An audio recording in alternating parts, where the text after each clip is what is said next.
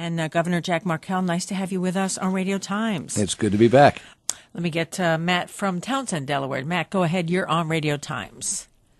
Yes, thank you for having me today. Sure. The Star Center that the governor speaks of, there's a controversial power plant that's going in there, and as the governor speaks of greenhouse gases, the greenhouse gases that are going to be emitted, they'll be the biggest greenhouse gas emitter of the University of Delaware in the nation.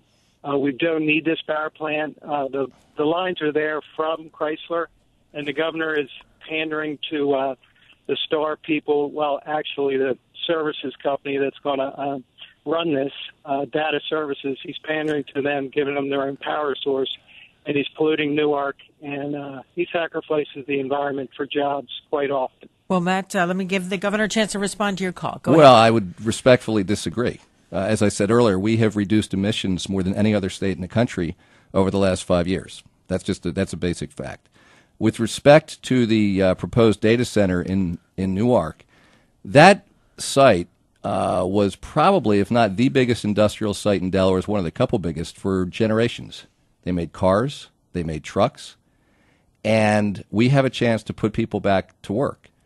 And so, and my philosophy is, when you have a chance to put people back to work in an economy which is we're continuing to focus on that, and you can do so at a brownfield site in compliance with the environmental laws, isn't that what we ought to be doing? Mm. And so my question is, when are we going to learn to stop saying no to jobs?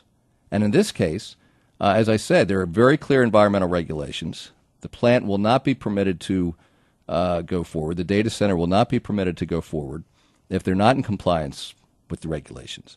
That's just the way the law works. And so, my view is, again, it's better at a brownfield site where the infrastructure already exists. Otherwise, you go out in the middle of nowhere where the infrastructure doesn't exist, and to create and to sort of, build on the farmland and the green spaces. And so you put people to work. You're in compliance with the environmental regulations. That's worth strongly considering. But in the end, they have to file their application with the Department of Natural Resources. Matt, I appreciate the call to Radio Times.